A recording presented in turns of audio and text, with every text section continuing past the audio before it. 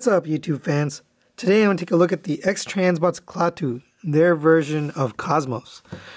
This is actually the metallic version, so the regular version came out quite a while ago.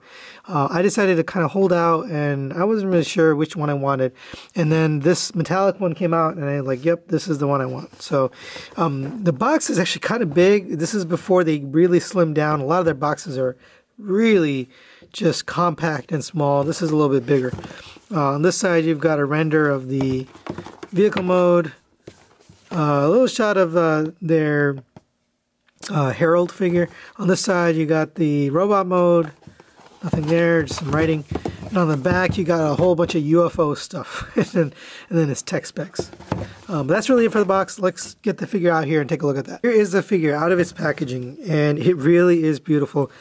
It's got a great paint job. Let's just get in close here so we can take a look at that paint job. It's got that metallic fleck in the dark green and the light green. The blue and the yellow appear to be the same as the original figure, but everything else it's got that really nice metallic fleck. And it does set it apart. It really looks beautiful. Just taking it 360, you do have some features on here. So you got the guns or the exhaust, whatever you want to call them. You got these little pieces here. Maybe those are also guns. I wasn't expecting it to come out, but it actually came off. You do have these pieces that fold down. They're kind of tight, but you can get a fingernail into there and fold them down. And it exposes a little bit of detail in there, which is kind of cool.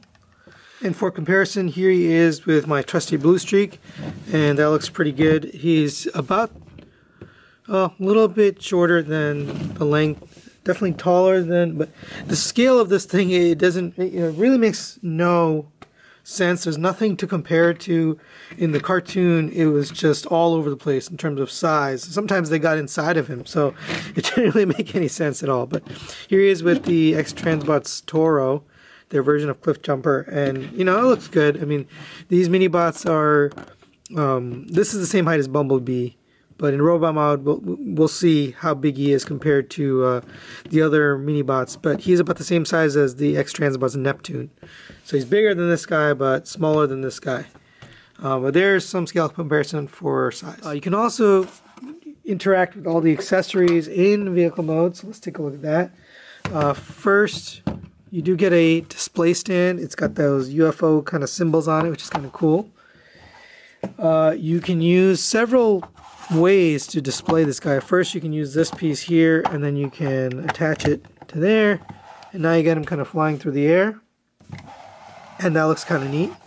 The other thing you can do is use these pieces, and you can display him on that, which is also fine. You can also you can put any kind of figure or thing in there. I'm just going to use a spray can because that's what comes with it. But ideally you could put like an animal or whatever, some other figure in there, and then he could be abducting them as a UFO. It's a kind of cool little touch that they did. You can also put it in between here, and then get this one up here, and then you can be abducting it in between there. So a lot of the little display options. I'm not going to use this. This is kind of silly for me. I would rather use this thing because this is more like a real figure display stand, and it looks really nice. You also have this alien piece that attacked him in space. You can attach that there. It fits very nice and secure there onto his exhausts, and that looks pretty nice. I like that. I mean, this is a cool little display piece right here. So lots of nice display options for this guy. I think they did a good job with this vehicle mode. I like the look of it. I definitely like the paint job. That's something that stands out to me. I think putting out a metallic version was a good idea because in general this is just a really nice robot. So that's really it for the vehicle mode. He does come with a collector's card and manual, so let's take a look at that. Here's the instruction manual. It's actually a pretty nice instruction manual. It tells you here's a little bio right up. Keep your eyes on the stars and your feet on the ground. They always have these weird little sayings like that. Then it shows you kind of all the accessories. It does show you can actually store this can. I forgot to show that. You can store the can right on the display stand, which is nice. you know, you don't lose it. Let's take a look at this. This is actually really nice. It's got this metallic writing on it. I mean, it's very well done. For a little accessory, this is actually really well painted and just a good accessory overall. But getting back to the book, you know, it got some pretty good pictures. I wish there was color. Color definitely helps in transformation, but it's fine. So here's the book. Here's the robot mode. You can put in alternate eye replacement eyes, and you can put the can into his hand. So nice little book. Then you also get a collector's card like this, which is pretty cool. I like these cards. I always like the X-Transbots cards. This is pretty cool. But that's really it for what comes in the package. Let's get this guy transformed into robot mode.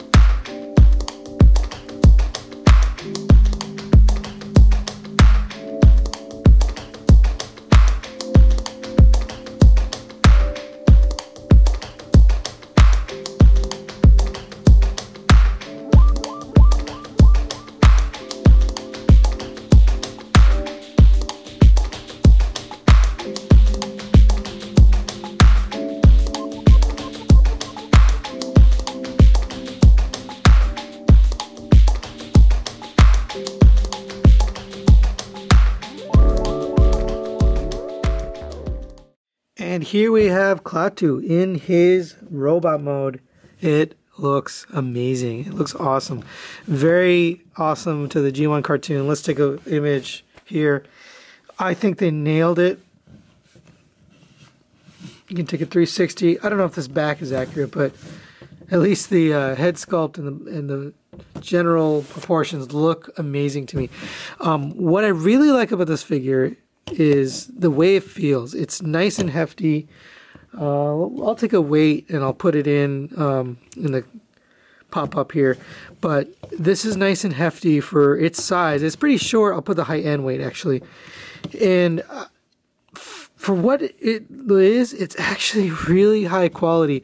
You know, I just reviewed MP44, and when you handle something like this, it just, I don't know, there's something about it, like holding a bot that doesn't seem to have any loose joints or flaws. It doesn't wobble. I mean, it's just a solid chunk of metal. You got a ton of die cast. You got die cast. This whole bottom leg piece is die cast. In this body here, you've got die cast. I'm not sure how much of it, but at least some of this torso is die cast. Let's take a quick look at the head sculpt here, and it really looks nice. It's got that metallic blue eyes, which is perfect. That's the exact color I want for my eyes. You do get these alternate eyes, the transparent eyes. We'll get these in here just so we can see them, but honestly, for me, I don't think they're going to be the right eyes, but let's take a look at those. Okay, so I couldn't get this eyepiece out here. It looks like it should just push out right there, and you replace it with this, and then you could translucent eyes. Honestly, it's in there pretty good.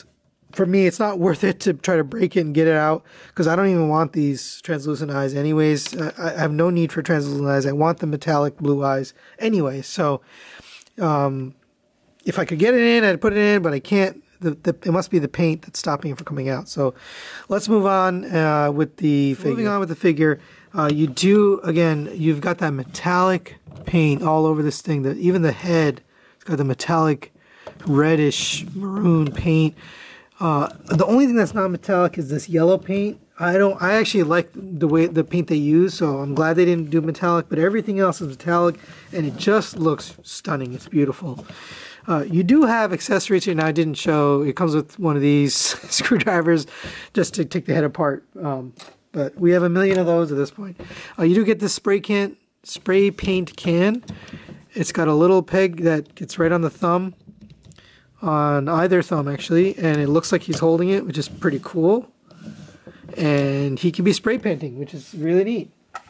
The stand still works in robot mode, which I love. You still got the peg on the bottom of him right there, peg hole, and you basically just plug him in, and you can put him in. Again, I'm terrible at poses, but put him in some pose, and you can get him looking good. And I just love stuff like this. I love when they include stands that allow you to display your figures in dynamic poses. MP44 did come with one of these, but it didn't work. It actually wouldn't hold the weight of the figure. This thing works great. You can also use this thing if you want to. I don't have any need for this. I prefer this. You can still use the alien piece here if you wanted to. You can attach that to his back. It still can fit on, and looks like he's being attacked by the alien. I think you can fit it on. Maybe. Oh, there you go. It only fits on one way. So you can have him being attacked, and you can have him spray painting. I mean, it looks very nice. Very nice display options. Now, let's take a look at his articulation. We'll just move all this stuff away for a minute.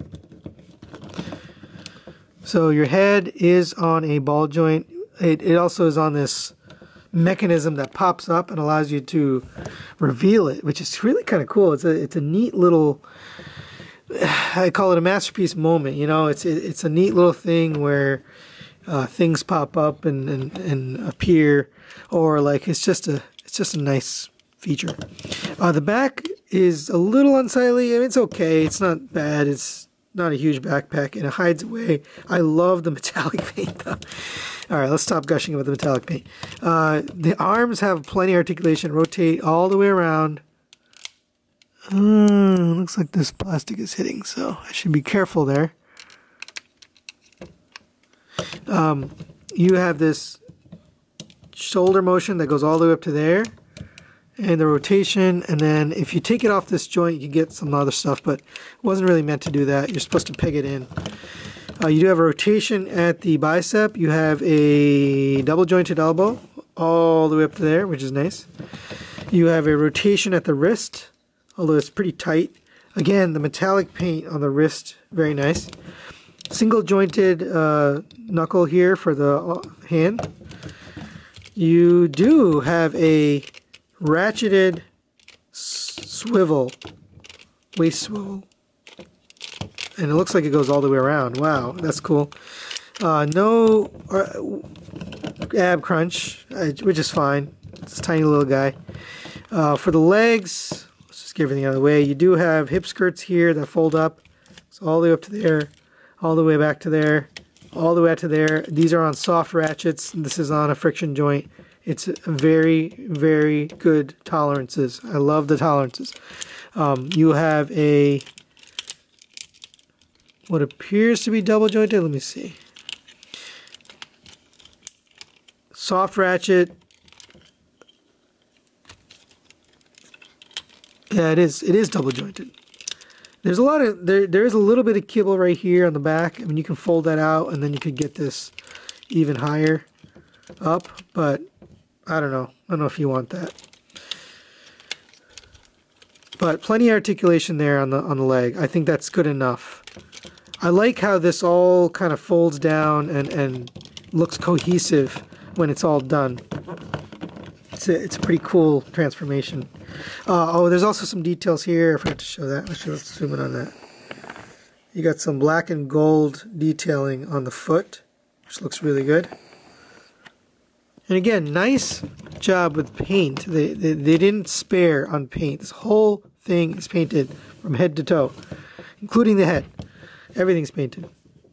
Continuing down, you do have an ankle tilt. It's really tight. It's a ratcheted ankle tilt. It goes all the way out to there. And that's about all it goes. And it goes up to there. You really want this though, and you got plenty out to the sides. I mean, that's plenty of ankle.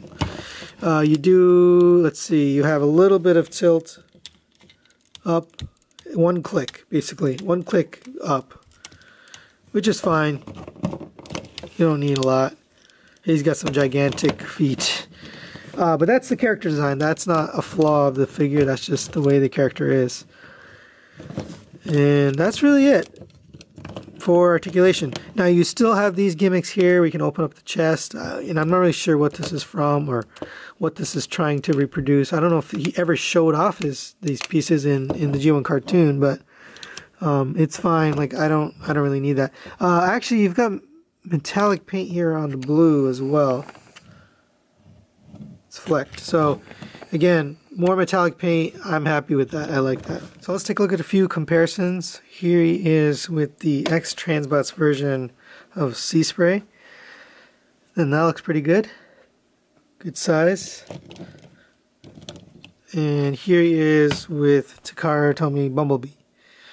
So kind of in between those two, about the same height as Sea Spray, although a lot chunkier and wider.